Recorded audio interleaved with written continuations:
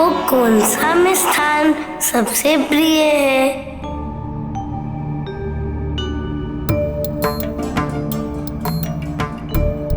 खीर। वो भी तुम्हारे नानी के हाथों से बनी खीर। खीर?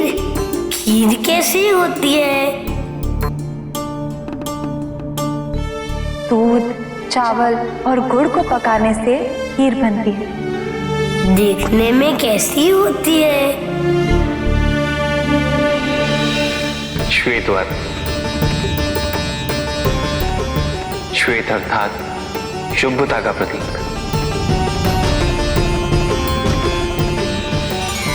चलिए मित्र,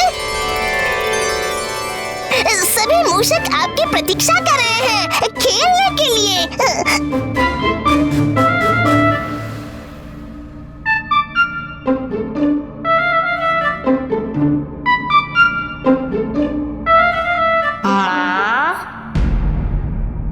माँ, मैं कैलाश से कहीं बाहर जाना चाह रहा हूँ।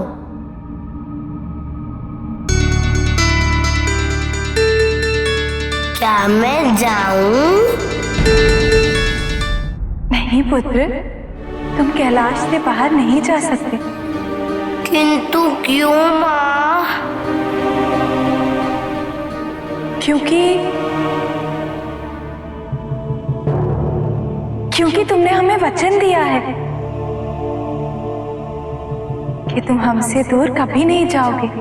मैं वो वचन तो सदैव निभाऊंगा माँ। मैं तो कुछ ही देर के लिए अनुमति मांग रहा हूँ। यदि आप अनुमति नहीं देंगी तो मैं नहीं जाऊंगा।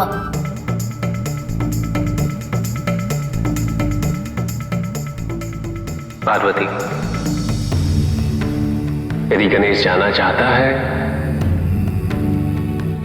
तो उसे जाने दो।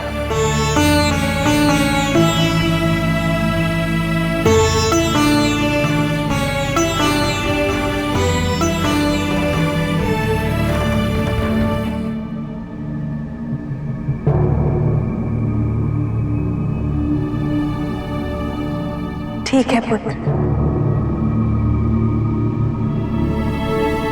तुम अपने मित्रों के साथ जा सकते हो।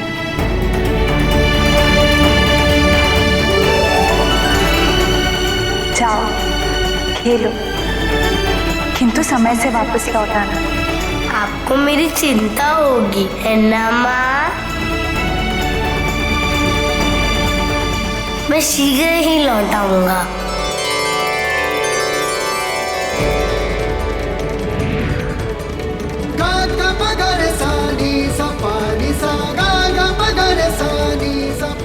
खेलो पुत्र, तुम्हें शीघ्र ही भूख लगती है।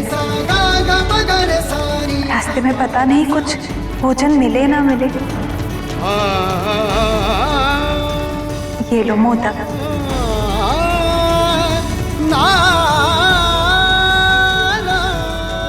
चलो मित्रों,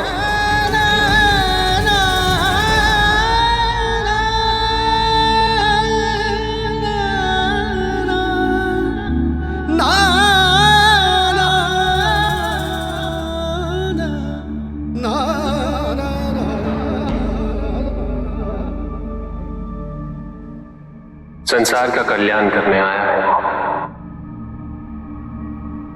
उसे रोकना उचित नहीं होता पार्वती। इसलिए मैंने तुमसे उसे जाने की अनुमति देने के लिए कहा। हम जानते हैं स्वामी, हमारा पुत्र जहां भी जाएगा वहां का उद्धार निश्चित है ना?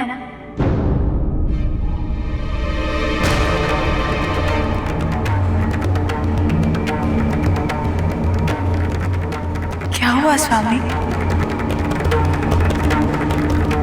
इस संसार की शुभता हेतु गणेश का जन्म तो हो चुका, किंतु जिस मोह जिस द्वेष से यह समस्त संसार ग्रस्त है, उसे समाप्त करने हेतु मुझे जाना होगा। मेरी भक्तिन खुशबू को मेरी आवश्यकता है। खुशबू? ये कौन है स्वामी?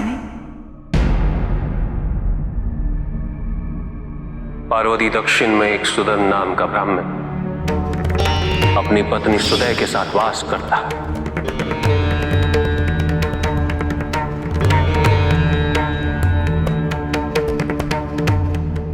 दोनों मेरे परम भक्त थे। उन्हें अपने जीवन में प्रत्येक सुख की प्राप्ति हो चुकी थी, किंतु वो एक ही सुख से वंचित थे। वो था संतान का सुख।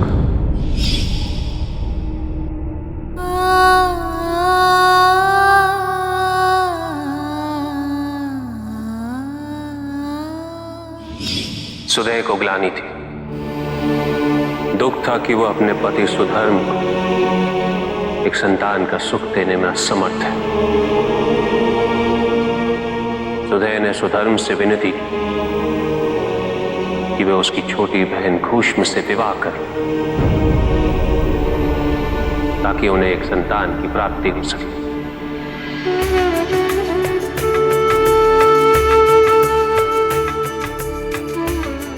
खुशबू मेरी भक्तिन थी, अत्यंत नर्म स्वभाव की थी। मेरी आराधना किए बिना वो जल को भी प्राप्त नहीं करती थी।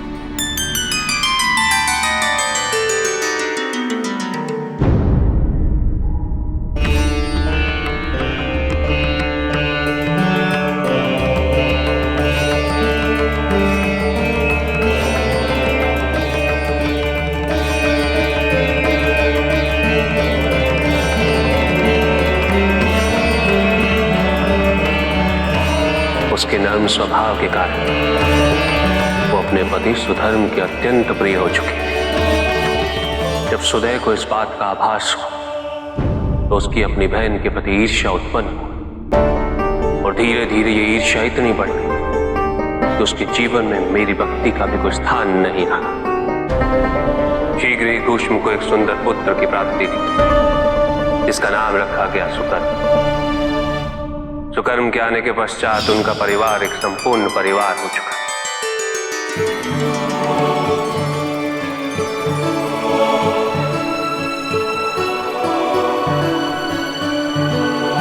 किंतु सुदय की ईर्ष्या चरम सीमा पर पहुंच चुकी थी। सुकर्म के साथ खुशबू और सुधर्म की प्रसन्नता व संपूर्णता सुदय से अब सहन नहीं हो रही थी। सुकर्म के बड़े होने के पश्चात सुधर्म ने उसका विवाह कर दिया।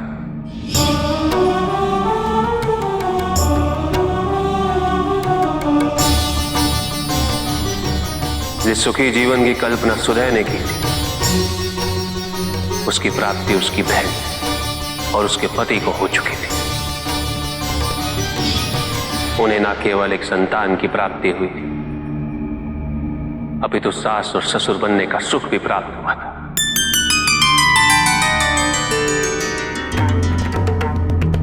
सुकर्म की उपस्थिति अब सुदय से सहन नहीं हो रही थी। उसने सोचा यदि वो सुकर्म का ही अंत कर दे तो सुधर्म और खुशबू के सुख का भी अंत हो जाएगा।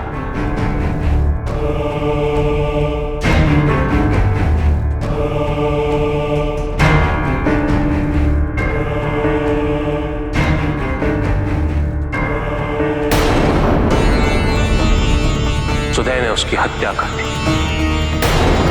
और उसके देह को उसी कुंड में प्रवाहित कर दिया जिसमें खुशबू शिवलिंग का विसर्जन किया करती थी।